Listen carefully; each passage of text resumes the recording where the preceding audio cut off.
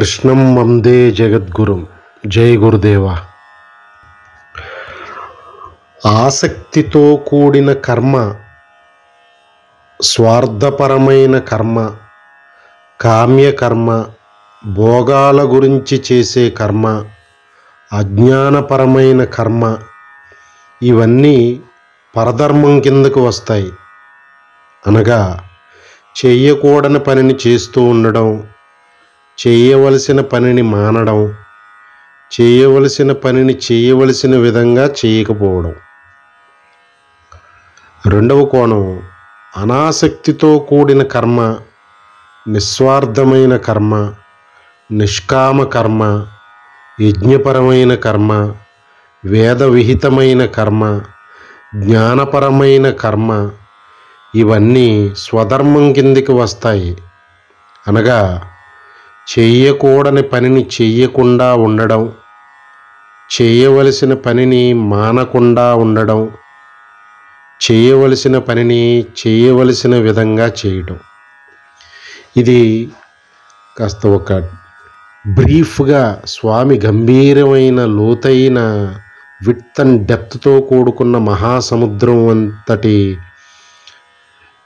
తత్వసారాన్ని, కర్మయోగ సారాన్ని ఒక కంపోజ్డ్గా చెప్పే ప్రయత్నం చేయవలసి వస్తే ఈ రెండు, స్వధర్మం ఏమిటి, పరధర్మం ఏమిటి, ఈ రెండు కోణాల్లో సమన్వయం చేసుకుంటే దాన్ని ప్రింట్ తీసి ఎదురుగుండా పెట్టుకుంటే ప్రతిరోజు మనం లిట్మస్ టెస్ట్ చేసుకోవచ్చు అన్నమాట. ఎవరికి వారు ఇంత కర్మయోగం, యోగపరమైన కర్మని ఇంత తపన పడుతూ ఇన్ని కోణాల్లో చెప్తున్నారు స్వామి. ఏదైనా the ultimate truth reality would always be in its utmost simplest form. The ultimate illusionary reality would always be at its ultimate biggest form. అంటే కనిపించే అనాత్మ అంతా చాలా పెద్దగా కనబడుతూ ఉంటుంది, కానీ ఆత్మ అత్యంత సూక్ష్మంగా ఉంటుంది అన్నమాట.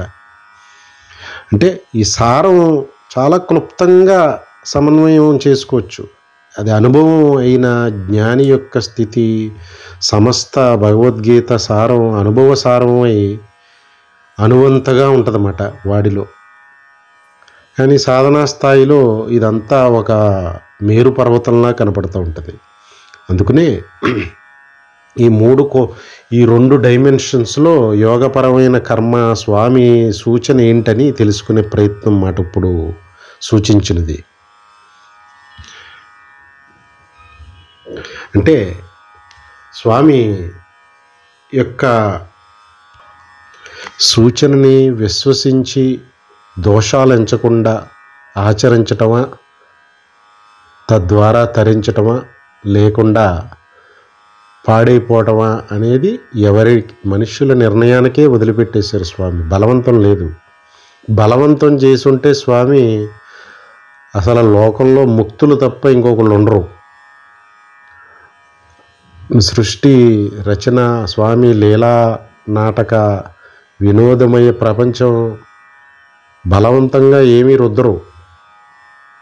బుద్ధి అనే వివేచనా శక్తినిచ్చి సుఖంగా ఉండదలుచుకుంటే తెలియకపోయినా పర్వాలేదు, స్వామి సూచించినట్టు నడుచుకో. తెలిస్తే స్వామి సూచించినట్టుగా చెప్పకనే నడుచుకుంటావు. తెలిసి తెలియకుండా ఉంటే మటుకి తిప్పలు తప్పవు. స్వామి బలవంతం ఏం లేదు, భగవద్గీత బలవంతం ఏం లేదు. భగవద్గీత అనాదిగా యుగ యుగాలుగా పరంపరాగతంగా లోకంలో ఉండనే ఉంది. దానిని ఆచరించి తరించిన వాళ్ళు ఆనందమయులై జన్మచక్రం నుంచి బయటపడుతున్నారు. దాన్ని విశ్వసించి ఆచరించని వాళ్ళు, విశ్వసించకుండా ఉండి ఇంకా ఆచరణ ఉంది, వారు జన్మచక్రంలో నలిగి విసిగి వేసారి తిరుగుతూనే ఉన్నారు, జీవభావం పోగొట్టుకోకుండా. ఇక్కడ లౌకికపరమైన దేహతాదాత్మ అహంకారంతో కూడుకున్న జీవులు చాలా చక్కగా సమన్వయం చేసుకోవచ్చు ఈ స్వామి యోగపరమైన కర్మ అంటే 3 కోణాల్లో విశ్లేషించి సమన్వయం చేసుకోవాలి. చేయకూడని పనులు చేస్తూ పోతూ ఉండటం వల్ల వచ్చే ప్రమాదాలు స్వామి చెప్తే నమ్మాలని ఏం లేదు. ఒక మనిషి వస్తున్నాడు ఎదురుగుండా, మనసుకి రాయి వేసి కొట్టాలనిపించింది, కొట్టేశాడు. అది అక్కడితోటి అయిపోతుందా? దాని ఫలం వస్తుంది. అప్పుడు దాన్ని అనుభవించటానికి భయపడితే ఎలాగా? లోకంలో అజ్ఞానులు అహంకారంతో నేనే కర్తను ఉన్నవాళ్ళు గుణాలు ప్రేరేపించి పనులు చేసించేస్తూ ఉంటాయి. వీళ్ళు నేనే కర్తనని అనుకున్నా వాళ్ళ ప్రమేయం లేకుండా గుణాలు ప్రేరేపిస్తూ ఉంటాయి. తమో గుణం దాన్ని బుద్ధి వివేచనతో సాధనతో ఆ గుణ ప్రేరేపితాన్ని సాధనామయమైన జీవనంగా సాగించినప్పుడు ఆ గుణాలు ఇతనికి సహాయకారిగా పెడద్రోవ పట్టించవు. లేదంటే ఏవి మిత్రులో నిజానికి ఆ మహాశక్తి త్రిగుణాత్మకమైనది. ఆ మహాశక్తి అమ్మవారు అదే దాని యొక్క కార్యరూపాలైన దేహేంద్రియ మనోబుద్ధి చిత్త అహంకారాలతో లోక కార్యాన్ని నిర్వహిస్తూ ఉంటుంది. ఇది అమ్మవారి శక్తులు ఇవి. కానీ అజ్ఞానం అహంకారం మూలాని ఇవి ఈ శక్తులు శత్రువులుగా మారి ఆ అజ్ఞానిని ముప్పు తిప్పలు పెట్టేస్తూ ఉంటాయి అన్నమాట.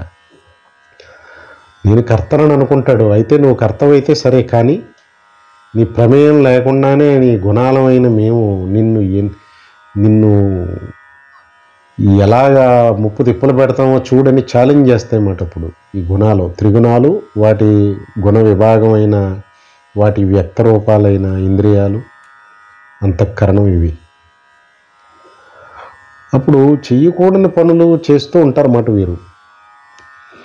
తద్వారా చాలా చిన్న ఎగ్జాంపుల్ ఇది. ఇంతకంటే చిన్న ఎగ్జాంపుల్ ఏముంటుంది?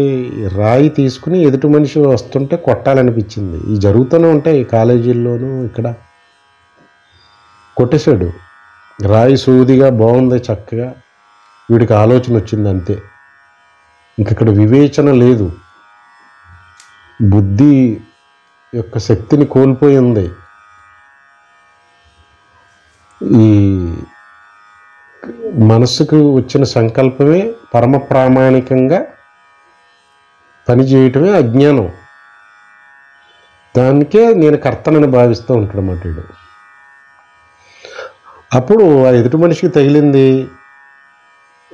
రక్తస్రావం అవుతుంది. వాడు ఊరుకుంటాడా? చుట్టుపక్కల ఉన్న జనం ఊరుకుంటారా? వచ్చి దేహశుద్ధి చేయటమో పోలీసులకు అప్పచెప్పటమో ఏదో జరుగుతుంది. ఫలితాలు చాలా దారుణంగా ఉంటాయి. జరిగిన కర్మ చాలా చిన్నదే. ఏముందండి తెలియక చేశానండి అని అంటే లోకం వినదు.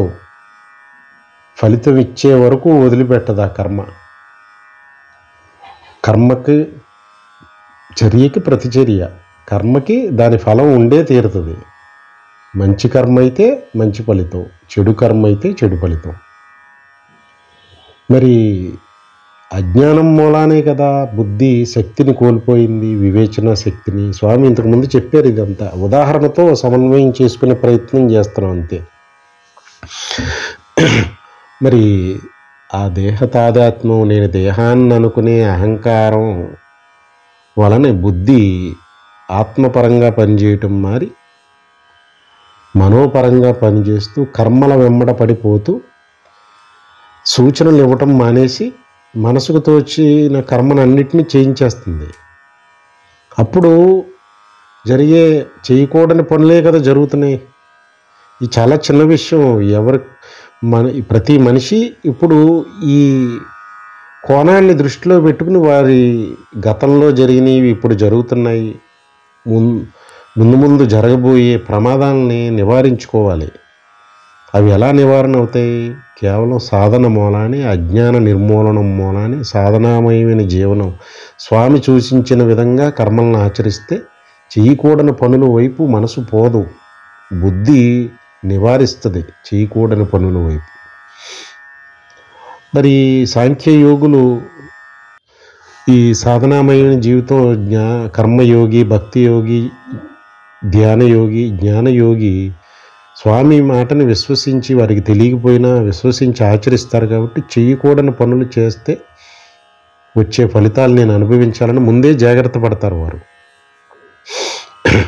మనసు, ఆలోచనలు, మాటలు, కర్మలు అన్నీ చెయ్యకూడని పని ఉంటే ముందుగానే దాన్ని తలపెట్టరు. కానీ లోకంలో జరుగుతున్న పెను ప్రమాదాలకి, జనాలు చేస్తున్న ఆహాకారాలకి వారు చెయ్యకూడని పనులు చేయటం వలన ప్రాప్తించిన ఫలాలే కదా అవన్నీ.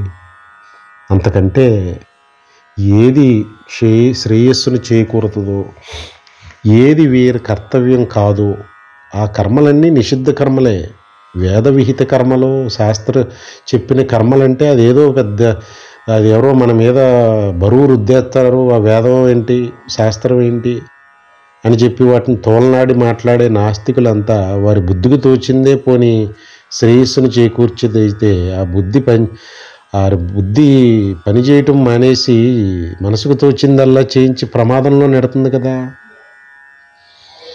అంటే చెయ్యకూడని కర్మలు అంటే తన కర్తవ్యం కాని కర్మలు, తనకు అనవసరమైన కర్మలు, తన నిత్య కర్మలు చేయకూడని కర్మలు కాదు. కుటుంబం, సమాజం పట్ల తను నిర్వర్తించవలసిన కర్మలు కర్తవ్యతా సంబంధ కర్మలు, అవి చేయకూడని కర్మలు కాదవి. ఎంతవరకు పనుల్ని పెట్టుకోవాలో అంతవరకే పనులు పెట్టుకోవాలి. అంతకు మించి పెట్టుకున్నది ఏదైనా పరధర్మమే. మరి ఎన్నెన్ని పనులు మనుషులు పెట్టుకుంటున్నారు లోకంలో. వారి దేహశక్తిని దృష్టిలో పెట్టుకున్నా, వారి మానసిక శక్తిని దృష్టిలో పెట్టుకున్నా, వారి సంపాదన ఎంత, ఖర్చులు ఎంత, అవి దృష్టిలో పెట్టుకున్నా ఎన్ని రకాలైన చెయ్యకూడని పనులు, అనవసరమైన పనులు పెట్టుకుంటున్నది, కోరికలతో పెట్టుకుంటున్నది అంతా కేవలం స్వామి యందు విశ్వాసం ఉండక, వారు చెప్పింది ఆచరించకే కదా. ఇదే సాధన అంటే. ఇక్కడ స్వామి చెప్తున్న చెయ్యకూడని పనులు చేయకుండా ఉండటం అంటే నిషిద్ధ కర్మలను ఆచరించద్దు అని స్వామి చెప్పిన విషయం చాలా సున్నితమైన విషయం. అది నిత్య దైనందిన జీవితంలో ఈ గుణాల చేత, గుణ విభాగం చేత తాదాత్మ్యం చెంది ఉండి బుద్ధి పనిచేయని స్థితిలో ఏది చేయకూడదో, ఏది చేయవలసిందో తెలియని స్థితిలో ఉంటారు. అది బయట ఉన్న జ్ఞానులకి, మహాత్ములకి చేయకూడని పనులు చేస్తున్నారని తెలుస్తుంది. కానీ ఈ లౌకిక జీవనం గడుపుతున్న అజ్ఞానులకి ఆ విషయం తెలియదు మాట. వారు ఒక ఉదాహరణ తీసుకుంటే, చెయ్యకూడని పనులు చేయవద్దు అని స్వామి విధించిన నియమం, దాని ఈ లోకంలో చాలా సహజంగా చూడొచ్చు. మంచివాళ్లే కానీ తనకు మించిన పనులను నెత్తినెత్తుకుని దాని యొక్క ప్రయోజనం, కీర్తికాంక్ష గురించి పనులు చేస్తూ ఉంటారు కొంతమంది. సేవ, సర్వీసు, దాన ధర్మాలు, ఇవన్నీ వారి ప్రయోజనం. అక్కడ వారి ఫలాన్ని ఆశిస్తున్నారు. ఏం ఫలం? గొప్ప కీర్తి, సమాజంలో ఒక పేరు ప్రతిష్టలు. ఇది స్వామి చెప్తున్న చేయకూడని పనుల్లో ఇదొకటి. ఇది పరధర్మం. ఇది వారి కర్తవ్యం కాదు. ఇది వారి కర్తవ్య పరిధిని దాటి వారు ఒక ఫలాన్ని ఆశించారు. కోరిక కనపడుతుంది అక్కడ. ఏంటది? కీర్తికాంక్ష. గొప్పలో 10 మంది వారి గురించి గొప్పగా మాట్లాడుకోవాలని. ఇది కామ్యకర్మ అయిపోయింది కదా. స్వామి చెప్పిన అనాసక్తి కర్మ కాదు కదా. అప్పుడు ఇది చేయకూడని కర్మ కేటగిరీ కిందకే వస్తుంది కదా ఇది. కానీ ఈ అజ్ఞానం, వివేచన కోల్పోయిన బుద్ధి అంత స్పష్టతనివ్వదు వారికి. వారు అనుకుంటారు నేను సర్వీస్ చేస్తున్నానని అనుకుంటూ ఉంటారన్నమాట. అది కొంప ముంచే సర్వీసు. కారణం ఆ కోరిక, ఆ ఫలాసక్తి అనవసరమైన శ్రమని పెట్టించేలా చేసి అహంకారాన్ని ఇంతై వటుడింతై అన్నట్టుగా పెంచి పోషించి రేపు ఎక్కడన్నా సరే ఆ కీర్తికాంక్షకు భంగం కలిగితే ప్రపంచానికి నాశనం కలిగించడానికి కూడా సిద్ధపడిపోతారన్నమాట ఇటువంటి వారు. లోకంలో ఎన్నో ఉదాహరణలు ఉన్నాయి. గొప్ప మంచివారే, కానీ వారి మనోభావాలు దెబ్బతిని వారి కీర్తికాంక్షలకు కనుక ప్రమాదం వస్తే ఇంకా ఒకటి కాదు, కోరిక ఎక్కడైతే ఉందో క్రోధం ఉంటుంది. దాని తర్వాత వారు ఆశించిన కీర్తికాంక్షకి కనుక భంగం కలిగితే కోపం, మదం, మాత్సర్యం, వారి అరిషడ్వర్గాలు అన్ని శత్రువులు వచ్చేసి నుంచుంటాయన్నమాట. ఇంకా మనిషి పాడైపోవడానికి ఇంకేం కావాలి? అందుకనే స్వామి చాలా స్పష్టంగా చెప్తున్నారు, చేయకూడని పనులు మానాలి, చేయవలసిన విధంగా చేయాలి, చేయవలసింది తప్పక చేయాలని. దీనికి విరుద్ధంగా ఉంటే పరధర్మం, దీనికి అనుగుణంగా ఉంటే స్వధర్మం. ఇది స్వామి యొక్క హృదయం. ఇంకొక తెగ చేయవలసిన పనిని చేయవలసిన విధంగా చేయకపోవటం, అది ఇందాక అనుకున్నాం. ఈ మిథ్యా వైరాగ్యం తోటి ఈ సాధన పేరిట కుటుంబ నిర్వహణని, వృత్తి వ్యాపారాలని అశ్రద్ధగా వ్యవహరించటం, వాటి పట్ల ఏముంది అంతా భగవంతుడే, మనం ఎలా చేసినా చెల్లుద్ది, ఎంత చేసినా ఇంతే. ఇది కాదు వైరాగ్యం. వైరాగ్యం అంటే నీ అహంకారాన్ని అర్పణం చేయాలి. మరి చేయగలమా? అది స్వామి బోధించిన వైరాగ్యం.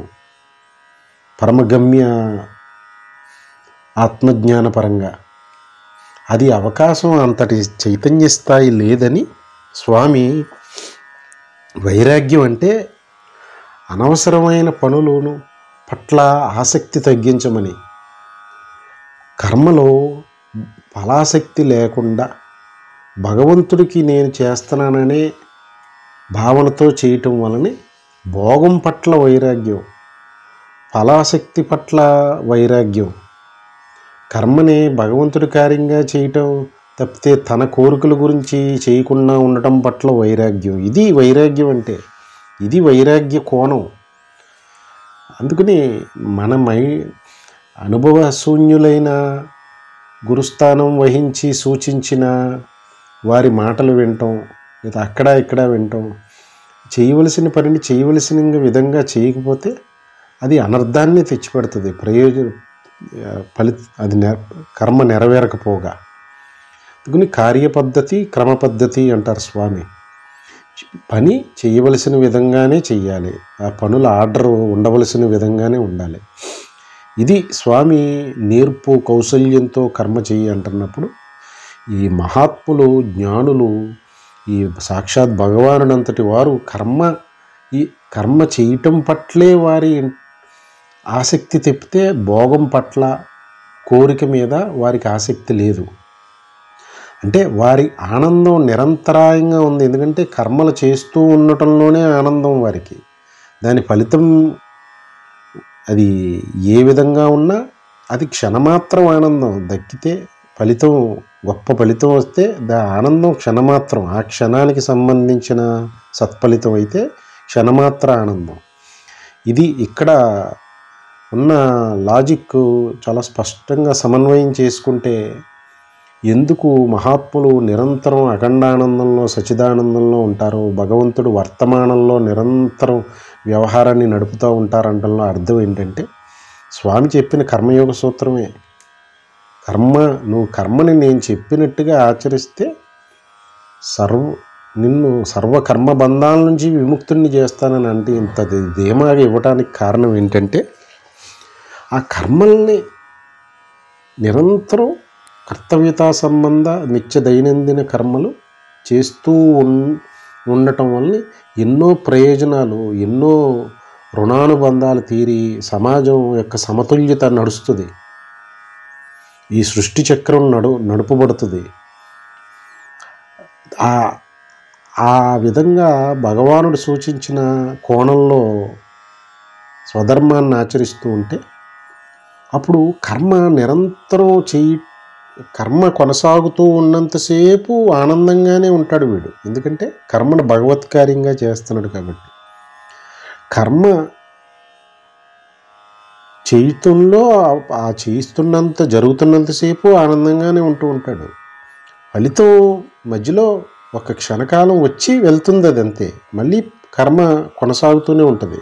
ఉదాహరణగా చూసుకుంటే ప్రయాణం విజయవాడ నుంచి విశాఖపట్నం వెళ్ళటంలో ప్రయాణం పొడుగుని స్వామి చెప్పిన మనో ఏకాగ్రతతో, కౌశల్యంతో, నేర్పుతో, ప్రయాణం ఆనందంతో కొనసాగిస్తూ ఉంటాడు జ్ఞాని. ఆ వైజాగ్ అనేది ఒక్క క్షణం సంభవిస్తుంది. అది ఆ గమ్యస్థానం చేరటం అది ఒక్క క్షణంలో సంభవించేది. మరి ఒక్క క్షణంలో వచ్చిపోయే ఫలితానికి సంబంధించిన ఆనందం శాశ్వతమైనదా? కర్మ ఆ ప్రయాణం కొనసాగుతున్నంతసేపు మనసు ఆహ్లాదంగా ఆనందంగా ఉంచుకుంటాం అఖండమైన ఆనందమా? ఒక్క క్షణం ఫలితాన్ని సాధించినప్పుడు పొంది కుంగిపోయే ఫలితానికి సంబంధించిన ఆనందం అఖండమైనదా? అది క్షణమాత్రం, ఖండమైనది. అది ఫలితానికి సంబంధించిన ఆనందం.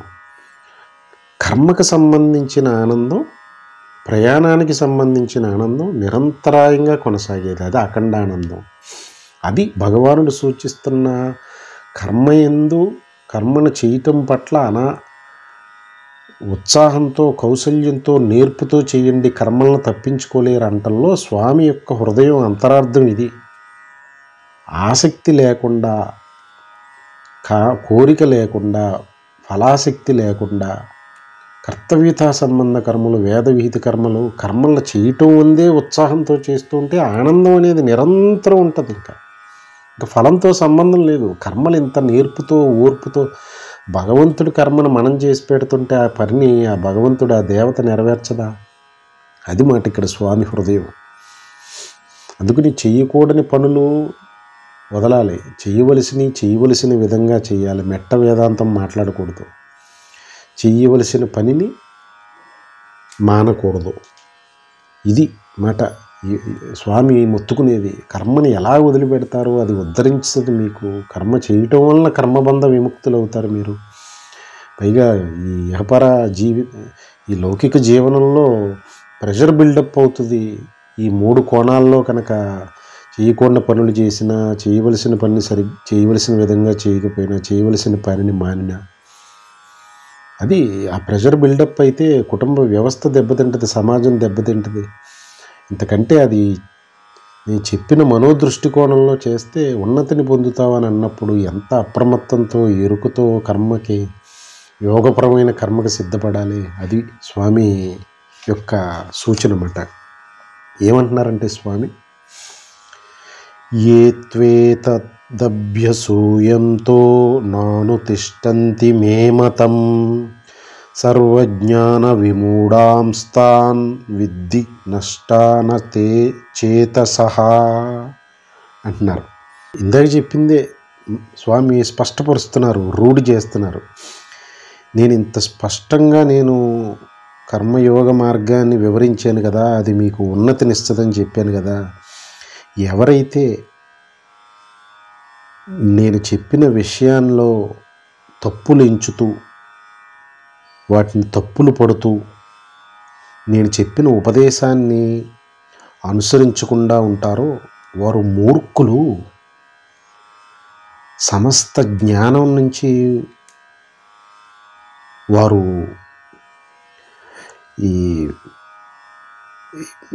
విడిపడి ఉంటారు. వారి జ్ఞానాన్ని ఎప్పటికీ అర్థం చేసుకోలేరు. ఈ విధమైన మూర్ఖులు. ఎందుకంటే వారికి విపరీతమైన చర్యల యందు, ఆలోచనలు, పనులు, మాటల యందే వారు మోహితులై ఉంటారు. అంటే అజ్ఞానమయమైన మోహంలో ఉంటారు. వారు భ్రష్టులైపోతారు, కష్ట నష్టాల పాలవుతారు వారు అని చెప్తున్నారు అన్నమాట. స్వామి ఇంత స్పష్టంగా ఇది శాపం అనుకోవాలా, స్వామి ఆగ్రహం అనుకోవాలా? రెండూ అనుకోవచ్చు. ఏదనుకున్నా ఆ భయం మనల్ని సన్మార్గంలో నడిపిస్తే చాలు. అదే మహాత్ముల కోపమైన మన అనుగ్రహానికి మేలు చేసేదే. తత్సంబంధ భయం సన్మార్గం వైపు అడుగు వేయిస్తే. ఏమంటున్నారంటే, నేను స్పష్టపరిచిన, ఉపదేశించిన ఈ యోగపరమైన కర్మయోగ మార్గాన్ని ఆచరించకుండా నేను చెప్పిన విషయాన్ని ఎవరన్నా తప్పులు పడుతూ ఉంటే, ఇది తప్పులు పట్టి దాన్ని ఆచరించకుండా ఉంటే మూర్ఖులు భ్రష్టులై కష్ట నష్టాల పాలైపోతారు. వాళ్ళు జ్ఞానం అనుకుంటున్నదంతా మూర్ఖపు జ్ఞానం, అహంకార మమకారాలకు సంబంధించిన జ్ఞానం వారిది, మిథ్యా జ్ఞానం, విపరీత జ్ఞానం వారిది అని చెప్పి స్వామి చాలా కఠినంగా వారు ఎదుర్కోబోయే కష్టాలు చెప్తున్నారన్నమాట. అంటే అందుకనే ఇప్పటి దేశకాలమాన పరిస్థితుల్లో తెల్లవారు లేస్తే జరుగుతున్న ఈ ప్రమాదకరమైన నేరాలు, ఘోరాలు, ఒక ప్రశాంత వాతావరణం లేదు ప్రపంచంలో. కారణం చాలా సుస్పష్టం. కోటికి ఏ ఒక్కడో ఉన్నాడు సాంఖ్యయోగి, ఆపై అనుభవ జ్ఞాని మహాత్ములు కోటాను కోట్లలో ఏ ఒక్కడో. మరి ఇటువంటి పరిస్థితుల్లో మిగతా వాళ్ళందరూ కూడా అజ్ఞానంలో ఉన్నవాళ్ళే. వారు ఈ భగవానుడు ఉపదేశాన్ని తప్పుపడుతూ తిరుగుతున్నారు, ఆచరించకపోవటం అలా ఉంచుండే. తప్పుపట్టిన వాళ్ళు ఇంకెక్కడ ఆచరిస్తారు? ఏనాడో అర్జునుడు చేతకానివాడు కాబట్టి భగవానుడు ఒకసారి చెప్పాడు. అది ద్వాపరయుగం నాటి ఒక పుస్తకం అనే భావన భగవద్గీత అంటే. ఏనాటికి ఈ సృష్టి ఉన్నంతకాలం అజ్ఞానంలో ఉన్న జీవునికి ఈ అమరదిక్సూచి మాటిది. ఈ వ్యాఖ్యానానికి స్పృశించిన పేరు అమరదిక్సూచి అని. అంటే జరామరణాలు లేని అమరత్వానికి అమృతత్వ స్థితికి తీసుకెళ్ళటానికి దారి చూపించేది కదా భగవద్గీత. అందుకనే ఇది అమరదిక్సూచి అని భావన కలిగిందన్నమాట.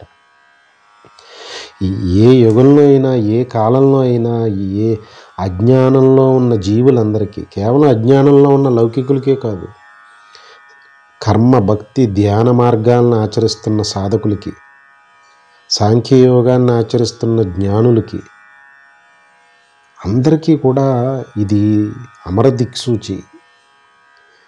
ఈ దారి తప్పిన కేకారణ్యంలో దొరికిన బోయేవాడు లాంటిది మాటిది. ప్రతి మాటని విశ్వసించి ఆచరించవలసిందే.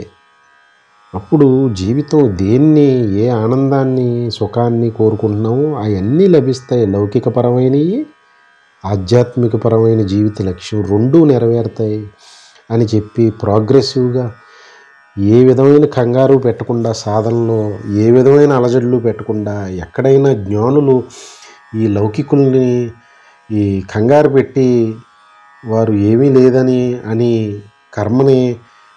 కర్మభ్రష్టుల్ని చేసేస్తారని ఆ జ్ఞానులను కూడా వారించి ఇంతటి శ్రద్ధ తీసుకుని స్వామి దీన్ని నేను చెప్పినట్టు నడుచుకోండి, ఆచరించండి, చాలు మిమ్మల్ని గమ్యం చేరుస్తాను, నాది బాధ్యత అని ఇంతటి భరోసాన్ని ఇస్తుంటే మరి స్వామి ఇంత ఆగ్రహం వ్యక్తం చేయరా? ఏమని అంటున్నారు? నేను చెప్పిన దాన్ని నన్ను తప్పుపట్టి, నాలో తప్పులెంచి, నేను చెప్పిన విషయాన్ని తప్పుపట్టి, దాంట్లో తప్పులెంచి నేను చెప్పిన విషయాన్ని ఆచరించిన వాళ్ళందరూ మూర్ఖ శిఖామణులు, కష్ట నష్టాల పాలవుతారు అని. అదే లోకంలో జరుగుతున్న అన్నీ కూడా కొని తెచ్చుకున్న కష్టాలే. భగవంతుడు సృష్టిలో భగవంతుడి తెచ్చిపెట్టిన కష్టాలు కాదు అని స్వామి స్పష్టపరిచేస్తున్నారు ఇక్కడ.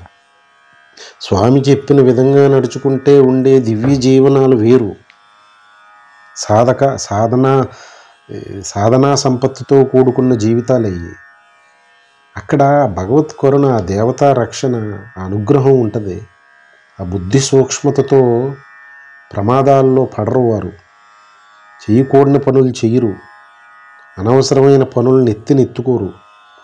కర్మ పరిధి స్పాంటేనియస్గా పెరిగితే దాన్ని తోలనాడరు. అది భగవత్ నిర్ణయంగా భావించి దేశాన్ని పాలించవలసి వచ్చిన జ్ఞాని అనాసక్తితో పాలిస్తాడనమాట. కానీ కుటుంబాన్ని నిర్వర్తించేటప్పుడు దేశానికి సంబంధించిన ప్రగల్భాలు పలకూడదు. దేశాధ్యక్షుడిలాగా కుటుంబం పాడైపోతుంది అన్నమాట. అది స్వామి రెండు వైపులా కొడతారు స్వామి.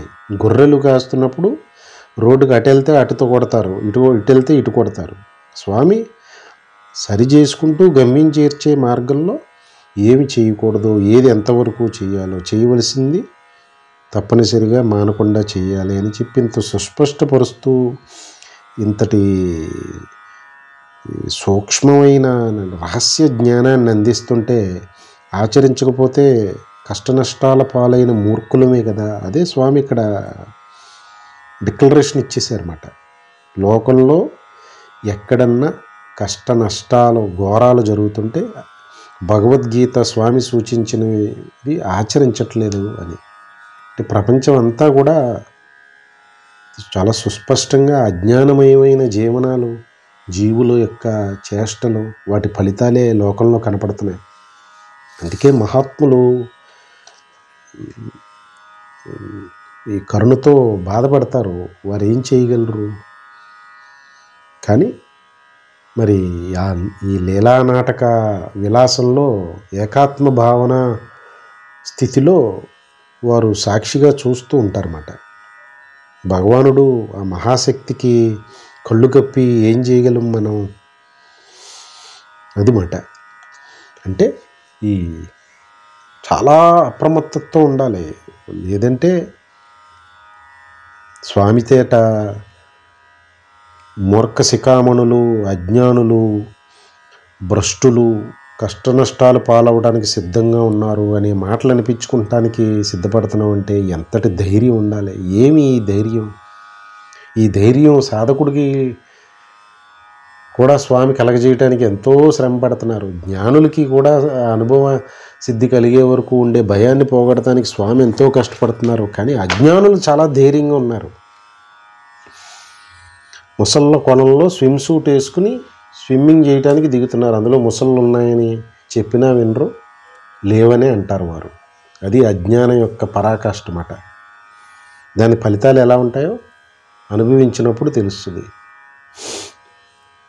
స్వామి ఏమంటున్నారంటే, సదృశం చేష్టతే స్వస్య ప్రకృతే జ్ఞానవానపి ప్రకృతిం యాంతి భూతాని నిగ్రహం కిం కరిష్యతి అంటున్నారు. స్వామి ప్రకృతి యొక్క శక్తిని తెలియజేస్తున్నారు. ఇక్కడ సమస్త ప్రాణులు కూడా, మనుషులనే కాదు, సమస్త క్రిమి కీటక చీమ, సమస్త పిపీలికాది పర్యంతం చేవ నుంచి బ్రహ్మాండంలో ఉండే సమస్త జంతుజాలం, జీవజాలం అన్నీ కూడా, అన్ని ప్రాణులు వారి వారి ప్రకృతికి అనుసరించి, ప్రకృతి అంటే ఇక్కడ స్వామి భావన స్వభావం, దానికి లోబడి కర్మలు చేస్తూ ఉంటారు. ఇది లౌకికులే కాదు, జ్ఞానులు కూడా వారి ప్రకృతి, వారి స్వభావాన్ని అనుసరించి కర్మలను ఆచరిస్తూ ఉంటారు. అందుకని ఎవరైనా పట్టుబట్టి కర్మల్ని ఎలా వదలటం కుదురుతుంది అని ప్రశ్నిస్తున్నారు స్వామి.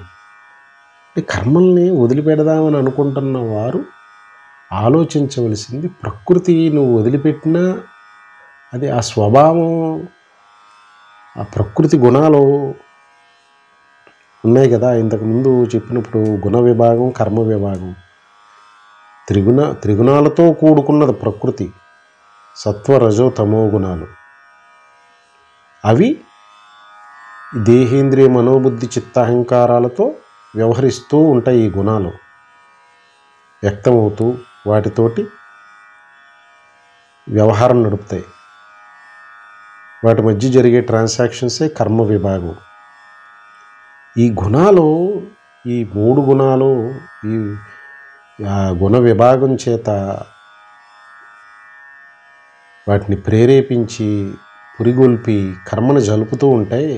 అదే మనుషుల స్వభావం. అంటే ప్రకృతి అంటే చైతన్యం స్వామి అయితే అమ్మవారు ప్రకృతి వ్యక్తరూపం, శక్తిస్వరూపిణి. ఆ శక్తి మన దేహంలో మన ప్రమేయం లేకుండా ఆర్గాన్ సిస్టము, విశ్వంలో సమస్త గ్రహగోళాదులు ఇవన్నీ కూడా నడుస్తున్నది ఆ మహాశక్తి ద్వారా, మన ప్రమేయం ఏమీ లేకుండా. ఇది ప్రకృతి శక్తి. దాన్ని సూచిస్తున్నారు స్వామి.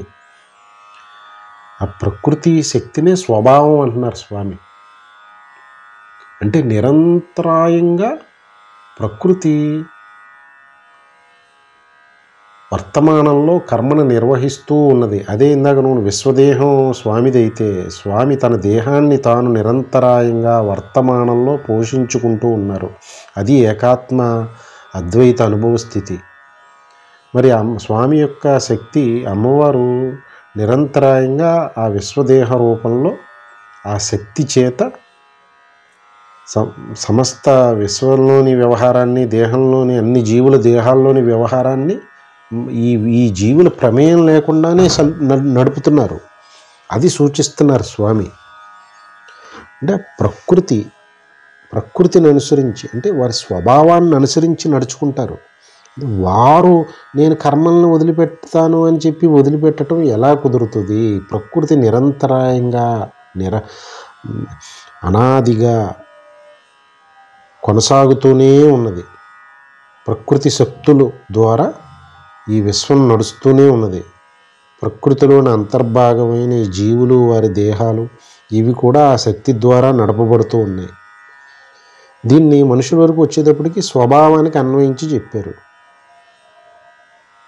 అంటే ఆ స్వభావం వారి ప్రకృతి త్రిగుణాలకి అనుగుణంగా, త్రిగుణాలకు లోబడి ఉంటుంది.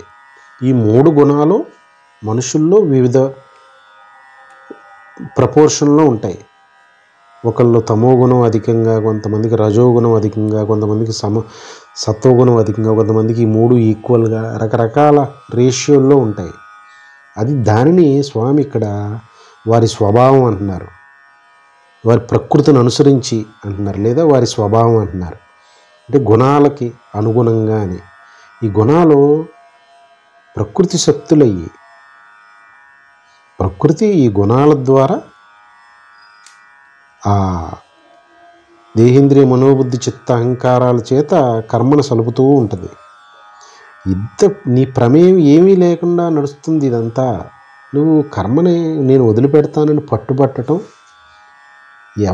నీకు ఎలా కుదురుతుంది? అసలు నువ్వు చాలా హాస్యాస్పదంగా మాట్లాడుతున్నావు అని, అసలు ఏ విధమైన కర్తృత్వ భావన నీకు ఉండటానికి అవకాశం లేదు. ఉంటే అది అబద్ధం, మిథ్య. నువ్వు పొరపాటుని నువ్వు అతిగా ఊహించుకుంటున్నావు అని స్వామి కొట్టిపారేస్తున్నారు. ఎవరైనా నేను కర్తను అనుకోవడానికి వీలు లేకుండా చేసేస్తున్నారు స్వామి. ఆయన యొక్క శక్తి అయిన అమ్మవారికే కిరీటాన్ని ఆపాదిస్తున్నారు ఇక్కడ. అమ్మవారు నా శక్తి నడిపిస్తుంది ఇదంతా. ఆ శక్తి త్రిగుణాలతో కూడుకుని మనుషుల్లో స్వభావంగా వ్యవహారం నడిచిపోతుంది. నిరంతరాయంగా సాగవలసిన ఈ సృష్టి కర్మని ఎవరైనా ఏ విధంగా నేను ఈ కర్మలను చెయ్యను అని అనగలరు అని ప్రశ్నిస్తున్నారు అన్నమాట. అవకాశం లేదని తేల్చేస్తున్నారు. ఒకవేళ మొండు బట్టి కర్మలను కనుక త్యజిస్తే అది స్వామి చెప్పిన ఉపదేశానికి విరుద్ధంగా నడుచుకున్నట్టు. ఆ బోయేవాడు ఇలా వెళ్ళు అని మంచి బోయేవాడు, మనల్ని గమ్యం చేర్చడానికి పరితపంతో ఉన్న బోయేవాడు చెప్పిన మాటని కాలదన్నినట్టు మన గతి ఏంటి? కుక్క నక్కల పాలు, లేదంటే ఏ పులి సింహాల పాలు, లేదంటే లోయ పాలు, అగాధాల పాలు. అదే ఇంతకు ముందు స్వామి చెప్పింది, కష్ట నష్టాల పాలై భ్రష్టులైపోతారని. అంటే ఇక్కడ స్వామి ఈ జ్ఞానపరంగా సమన్వయం చేసుకుంటే వారికి ఏ విధమైన జ్ఞానులకి, అనుభవ జ్ఞానులకి కర్తృత్వం ఏ విధంగానూ ఉండదు. ఎందుకంటే రెండు లేని అద్వైత స్థితిలో రమిస్తూ ఉంటారు వారు. కర్తృత్వం వహించడానికి 2 ఉండాలి కనీసం ట్రాన్సాక్షన్కి. అప్పుడు కర్మను ఏం చేస్తున్నాను అంటే అసలు ఉన్నది ఒకటే, విశ్వదేహం వారు 2 ఒకటే. కర్మ లేదు, ఆయనలో ఆయన రమిస్తూ ఉన్నారు. అందుకని అక్కడ బాధ లేదు, కర్తృత్వ భావన బాధ. కానీ సాధకులకి లౌకికులతోటి ఉంది ప్రమాదం, జ్ఞానులకి ఉంది అనుభవం లేనప్పుడు. దానిని ఇక్కడ స్వామి సూచిస్తూ కర్మలను వదిలిపెట్టడానికి ఎవరికీ సాధ్యం కాదని ఇంతకుముందు థియరిటికల్గా చెప్పారు కదా, దాన్ని ప్రాక్టికల్గా చూపిస్తున్నారు ఇక్కడ. ఇప్పుడు అడుగుతున్నారు, ఇంతకుముందు కర్మలను వదిలిపెట్టడం ఎవరికీ సాధ్యం కాదని సూచించారు, బోధ చేశారు. ఇంత చెప్పి మళ్ళీ ఇప్పుడు ప్రాక్టికల్గా ప్రూవ్ చేసి లాజికల్గా ఎలివేట్ చేసి చెప్తున్నారన్నమాట. దానికి కారణం స్వభావం, అది ప్రకృతి త్రిగుణాలకు అనుగుణంగా మనుషులు వ్యవహరిస్తారు. అదే అమ్మవారి శక్తి. దాన్నే మనకి దాని యొక్క తత్వం అర్థమవక మాయా అని ముద్ర వేశాం. దానికి అప్పుడు ఇంత ప్రమేయం లేకుండా నడుస్తున్న ఈ మహాశక్తి యొక్క మహాకర్మకి మనుషులు స్వభావానికి అనుగుణంగా నడిచిపోతూ ఉంటే నువ్వు నీవు ఎవరైనా సరే కర్మలు నేను ఆచరించను అని త్యజించడానికి ఎలా కుదురుతుంది అని అంటే ఇక్కడ స్పష్టమైపోయింది. అసలు కర్తృత్వాన్ని వహించే అవకాశమే లేదు, నేను కర్తను అనటానికి అవకాశమే లేదు. నేను కర్తను అంటేనే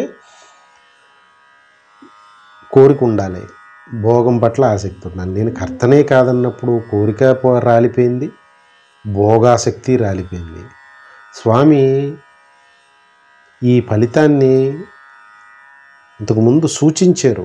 నువ్వు ఈ విధంగా నడుచుకుంటే నీవు సమస్త కర్మబంధ విముక్తుడు అవుతావనంటే ఇది.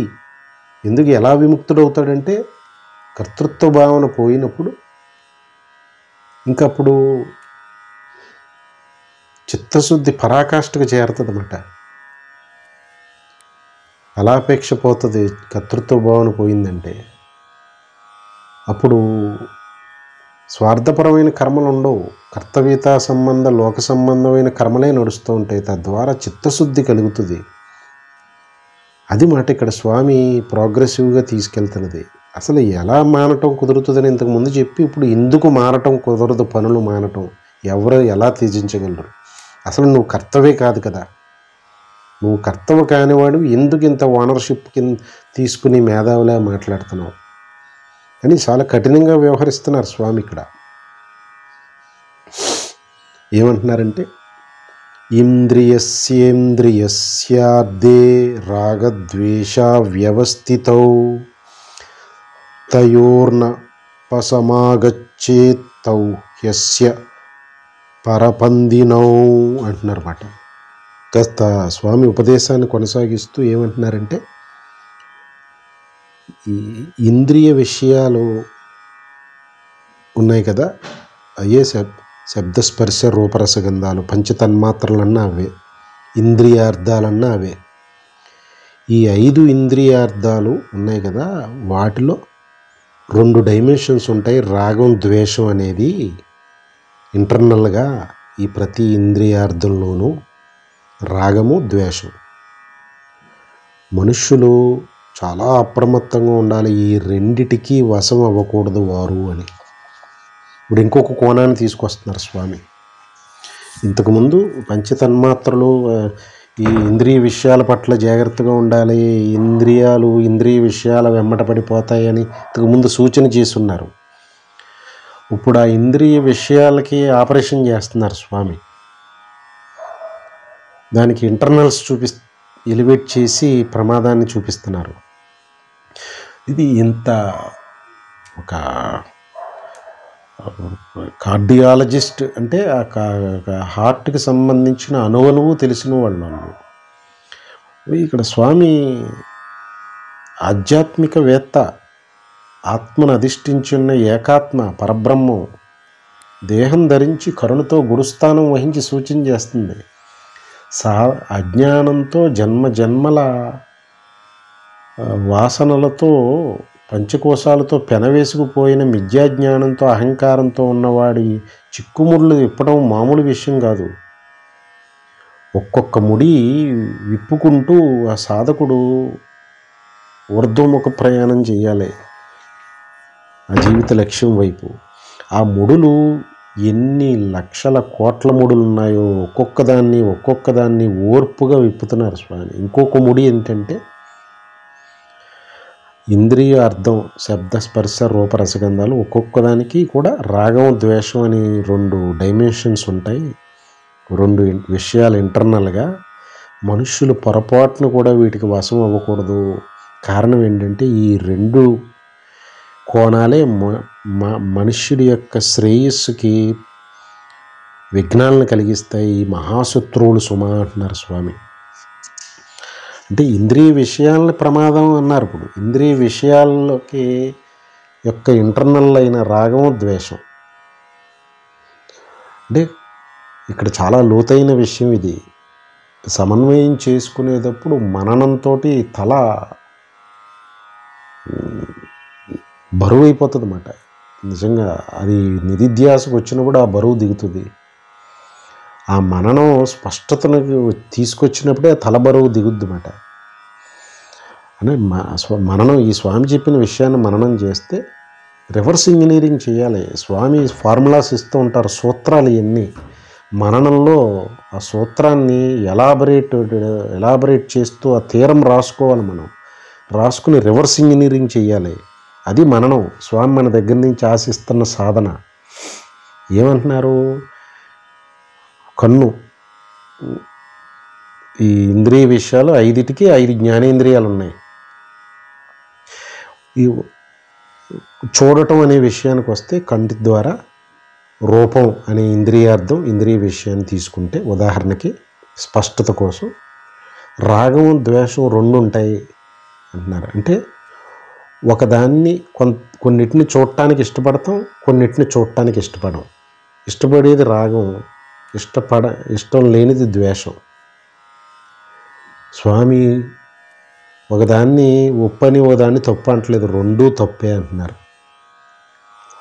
కారణం ఎప్పుడైతే ఇంతకుముందు చెప్పినట్టుగా నీవు కర్తవు కాదు, ప్రకృతి తన శక్తితో ఇదంతా చేస్తుంది, నీ స్వభావం నడిపిస్తుంది నిన్ను అని కర్తృత్వాన్ని పీకి పారేసి అనాసక్తితో కర్మలు చేయించే ప్రయత్నం స్వామి చేయించటంలో రహస్యాలు ఇప్పుడు బయటపడుతున్నాయి.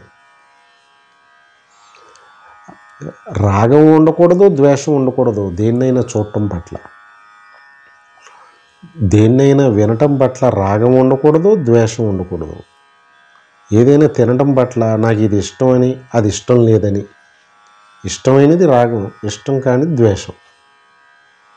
అంతే కదా. ద్వేషం అంటే ఏం కాదు, మనకి ఇష్టం లేని దాన్ని వ్యతిరిక్త భావనతో అదేదో దోషిలాగా చూడటమే ద్వేషించటం.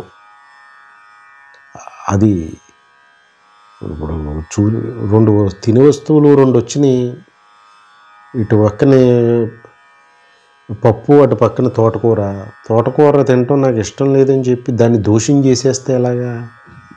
దోషభావంతో చూసేది ద్వేషాన్ని ఇస్తుంది అన్నమాట. ఆ వస్తువు దోషిలాగా చూస్తూ ఉంటాం అన్నమాట. దానికి దోషం ఇది. అది సహజంగా ప్రకృతిలోంచి వచ్చింది మన ఆహారాన్ని, ఆకలిని తీర్చడానికి. అది నీకు ద్వేషంతో చూస్తున్నావు, నువ్వు నీకు ఇష్టం లేదు కాబట్టి దాన్ని దోషం చేసి ద్వేషభావంతో చూసి దోషాన్ని ఎంచుతున్నావు. అది పనికిరాదు. ఈ పప్పు అనేది నాకు పరమ ఇష్టం, మహా ఇష్టం పప్పు అని తినటం గురించే బతుకుతున్నట్టుగా, పప్పు గురించి తినటానికి బతుకుతున్నట్టుగా అంతటి రాగము ఉండకూడదు అంటున్నారు. అంటే అన్ని అవలక్షణాలు కట్ చేసేస్తున్నారు స్వామి. సర్జరీ చేసి అనవసరమైన ఎక్సెసివ్ స్టఫ్ ఏదన్నా ఉంటే బాడీలో సర్జన్ తీసేసినట్టుగా సాధనలో సాధకుడికి లౌకిక జీవితంలో సుఖంగా జీవనాన్ని కొనసాగించడానికి ఉన్న ఎక్సెస్ అన్వాంటెడ్ నాలెడ్జ్ అంతా పీకి పాడేసే ప్రయత్నం స్వామి. సర్జరీ చేస్తున్నారు అన్నమాట స్వామి. ఆయన మాటను విశ్వసించిన వాళ్ళకి సర్జన్ లాగా వ్యవహరిస్తున్నారు. నిజంగానే అంత కరాఖండిగా కోసిపారేస్తున్నారన్నమాట విషయాల్ని. స్వామితోటి అంత సర్జరీ చేయించుకోవడానికి సిద్ధపడితే అంతకంటే భాగ్యం లేదన్నమాట. లేదంటే ప్రాణం పోవడం కాదు, జన్మ పరంపరా చక్రంలో పడిపోతాడన్నమాట జీవుడు. ఈ రోగాల్ని భవరోగ వైద్యుడితోటి నివారింపజేసుకోపోతే. అంటే ఈ రాగము ద్వేషం యొక్క కోణాన్ని ఎలివేట్ చేశారు. ప్రతి ఇంద్రియ విషయాలే ప్రమాదాలు. అసలు ఇంద్రియాలకి మనస్సు ఈడ్చుకు వెళ్ళిపోతుంది ఇంద్రియాలని. ఈ శబ్దాదులు ఇంతకుముందు అనుకున్నాం, ఈ ప్రపంచం అంతా ఫోనుల్లో పడి చూడటంలో ఎంతటి చేయకూడని పని అది. ఎంతవరకు చేయాలో అంతవరకు చేయవలసిన పనిని, చేయకూడని పనిని చేసుకుంటూ పోతున్నాం. చేయవలసిన పనులు దానివల్లనే అశ్రద్ధకు గురైపోతున్నాయి. చేయవలసిన విధంగా జరగట్లేదు. చేయవలసిన పనులు మానటం కూడా జరిగిపోతుంది. కారణం ఆ కన్ననే ఇంద్రియంకి బానిస అయిపోయాయి కదా ఫోన్లు. ముందు అనుకున్నట్టు లోకజ్ఞానం గురించి, ఆధ్యాత్మిక సాధన గురించి, నిత్య వ్యవహారాల గురించి ఫోన్ యొక్క ఆవశ్యకత, అంతకు మించి దానికి అది ఒక ప్రయోజనమే లేదు. దాంతో ఈ అన్నీ గొడవలు దానిలోనే, పంచాయతీలు దానిలోనే, అవసరమైంది అనవసరమైన గంటల తరబడి చూస్తూ కుటుంబాలు, సమాజం రోడ్డును పడిపోయింది అన్నమాట. ఫోను ఎందుకు తిట్టుకుంటాం? ఇది ఆఫ్టర్ ఆల్ ఇన్స్ట్రుమెంట్, అది దానికి జీవం లేదు. జీవం ఉన్న మనిషికి ఉన్న ఇంద్రియం యొక్క శక్తి అది చూపిస్తుంది. అదే ఇక్కడ స్వామి ఒక్క ఇంద్రియం చాలు నిన్ను ఈడ్చుకుపోవడానికి, మనిషిని నాశనం చేయడానికి అని ఉన్నారు ఇంతకుముందు. ఆ ఇంద్రియం ప్రమాదకారి. అసలు ఇంద్రియ విషయాల పట్లే అప్రమత్తంగా ఉండాలి.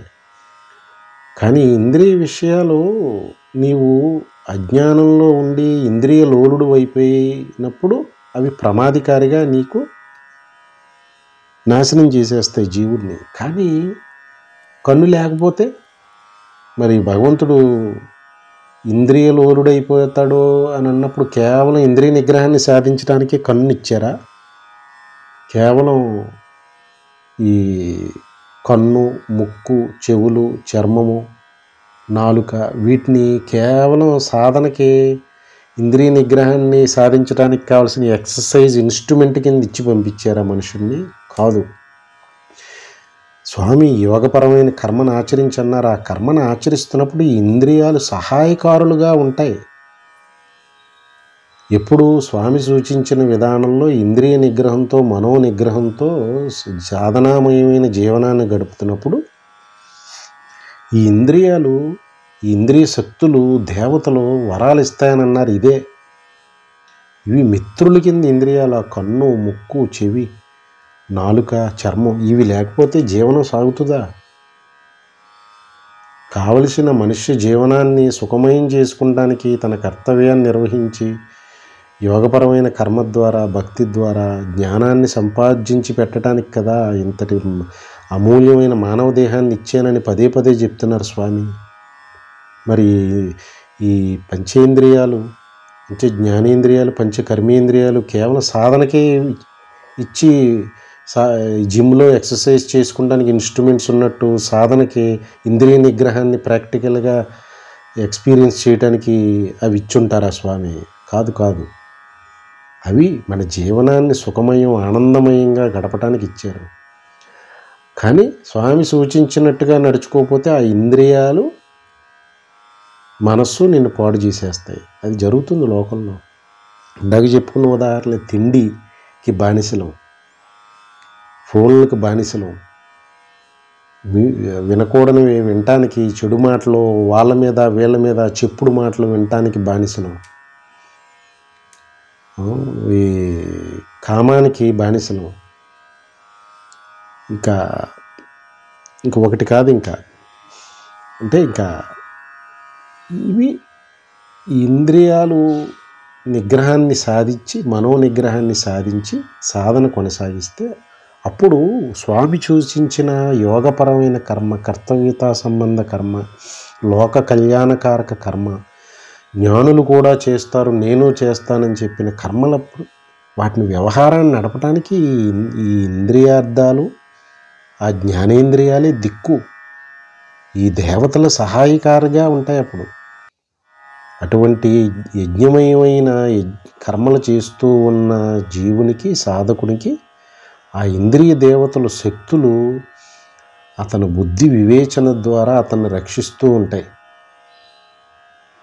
వాడు దేని పట్ల రాగద్వేషాలు చూపించడు, అటువంటి జీవనాన్ని కొనసాగిస్తున్నాడు. ఇంద్రియ మనోనిగ్రహాన్ని సాధించున్నాడు అంటే రాగద్వేషాలను కూడా జయించున్నాడని. జయించుండకపోతే కనుక ఒక దాని పట్ల మంచి భావన, ఒక దాని పట్ల చెడు భావన, ద్వంద్వమయంగా ఉంటుంది అన్నమాట. చంచలమైన మనస్సుతో ఇది ఇష్టం, అది ఇష్టం లేదు, ఇది మంచిది, అది చెడ్డది, వాడు మంచోడు, వాడు పనికిమాలినోడు, ఇంకా రాగం ద్వేషం ఇంద్రియాలకి, ఇంద్రియ విషయాలకి అన్వయించి చెప్పారు స్వామి. ముందు ముందు ఇంకా చాలా విషయాల్లో ఈ రాగద్వేషాల గురించి చెప్తారు. అంటే అసలు ఇంద్రియ నిగ్రహం ప్రధానమైంది. ఆ నిగ్రహంను లేని రోజుని మళ్ళీ దాంట్లో 2 శత్రువులు ప్రతి ఇంద్రియంలో. కంట్లో కొన్ని చూసే, కొన్ని ఇష్టం అంటావు, కొన్ని ఇష్టం లేవంటావు. బుద్ధి ఇంకా క్రష్ అయిపోతుంది అన్నమాట ఈ రాగద్వేషాల మూలనే. ఎప్పుడైతే ఇంద్రియ నిగ్రహం జరిగి మనోనిగ్రహం జరిగిందో అప్పుడు ఈ ఇంద్రియాలు రాగద్వేషం లేకుండా అటువంటి స్వామి సూచించిన యోగపరమైన కర్మ చేస్తున్నప్పుడు ఇంకా రాగం ద్వేషం ఉండదు. కారణం కోరికతో కర్మ చేయట్లా, ఆసక్తితో చేయట్లా, భోగం మీద కోరికతో చేయట్లా, కేవలం కర్తవ్య నిర్వహణకి భగవంతుడు నాకు అప్పచెప్పాననే భావనతో జ్ఞాన సంపార్జన గురించి యజ్ఞమయమైన కర్మలు చేస్తున్నాడు. శాస్త్రంలో, వేదంలో చెప్పినవి అంతే. అప్పుడు రాగం ఉండదు, ద్వేషం ఉండదు అక్కడ. అది సిద్ధి కలిగిన తర్వాత రాగద్వేషాలు ఎలాగా నాశనం అవుతాయో సూచిస్తున్నారు. సిద్ధి కలగకముందు రాగద్వేషాల అజ్ఞానం మూలాన్ని ఎలాగా ఇబ్బంది పెడతాయో గ్రహించాలి మనం. అంటే జ్ఞానానుభవం చేత ఇంద్రియార్థాల్లో రాగద్వేషాలు కనపడవు. అప్పటి వరకు ఇంద్రియమే ప్రమాదికారి అయితే దాని యొక్క తోడు దొంగలు రాగద్వేషాలు. అవి ఎప్పుడుంటాయి? కోరికతో కర్మ చేసినప్పుడు, మోహంతో చేసినప్పుడు, అజ్ఞానంతో చేసినప్పుడు తప్పనిసరిగా నాకు ఇది ఇష్టం, అది ఇష్టం లేదు. సాధనామయమైన జీవితాలు ఇష్టాయిష్టాలకు సంబంధం లేకుండా యజ్ఞమయమైన కర్మ సాగుతూ ఉంటుంది అంతే. అజ్ఞానమయమైన జీవుల జీవితాలు చూస్తే అర్థమవుతుంది. నాకు ఇది ఫుడ్ ఇష్టం ఉండదండి, నేను ఇది తిన్నండి. ప్రత్యేకమైన మనుషులుగా బిహేవ్ చేస్తూ ఉంటారన్నమాట. ఎక్కడికన్నా ఎవరింటికన్నా వెళ్ళినా నేను ఈరోజు ఇది తిన్నండి, నాకు ఇది ఇష్టం అండి అంటే రాగద్వేషాలు అన్నమాట. ఇంద్రియమే కొంపముంచేది. ఇంద్రియాల్లో మళ్ళీ చాయిస్, ఇంద్రియ సుఖాలు అనుభవించడానికి. అది స్వామి చాలా ఈ దొంగల సుమాయి, శత్రువులు, ఈ మనుష్యులు శ్రేయస్సుని ఎదగనివ్వు అసలు అని చెప్పి స్వామి గ్రౌండ్ లెవెల్కి వచ్చి ఆ లౌకికులకి, సాధనా మార్గంలో ఉన్న వాళ్ళకి కొత్త ఇంట్రడ్యూస్ చేశారు రాగద్వేషాలని. అంటే రాగద్వేషాలు పెట్టుకోకు అని చెప్పి ముందు నెగిటివ్ అప్రోచ్.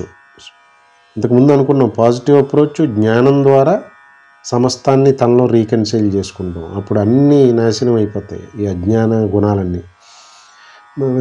నెగిటివ్ అప్రోచ్ ఒక్కొక్క దాన్ని నిర్మూలించుకుంటాం. ఇంద్రియాలను నిగ్రహించడం, మనస్సును నిగ్రహించడం, రాగద్వేషాలను నిగ్రహించడం, జయించడం, ఇది నెగిటివ్ అప్రోచ్. విజయవాడ నుంచి విశాఖపట్నం వెళ్ళేటప్పుడు వెనకడుగులు వేస్తూ వెళ్ళటం నెగిటివ్ అప్రోచ్. విశాఖపట్నం వైపు పరుగు పెట్టుతూ పోవటం పాజిటివ్ అప్రోచ్. విశాఖపట్నం చేరిపోతే విజయవాడ దూరం అవుతుంది, అది పాజిటివ్ అప్రోచ్. విజయవాడ నుంచి నేను దూరం అవ్వాలంటూ నెగిటివ్ అప్రోచ్. కానీ నెగిటివ్ అప్రోచ్ కొంతకాలం మొదట్లో ఇంద్రియ నిగ్రహం, మనో నిగ్రహం, కర్మభక్తి, ధ్యానాలు ఇవన్నీ నెగిటివ్ అప్రోచ్తోనే మొదలవుతాయి. కానీ శ్రవణ మననాల వరకు వచ్చేటప్పటికి ప్రయాణం స్పీడప్ అయి పాజిటివ్ అప్రోచ్లో పరుగందుకుని గమ్యం వైపు సాగిపోవటంలో ఇవన్నీ అందులో నెరవేరిపోతాయి అన్నమాట. ఇది స్వామి యొక్క భావన. ముందు తెలుసుకునే ప్రయత్నం చేద్దాం. సర్వం శ్రీ సద్గురార్పణమస్తు. జై గురుదత్త.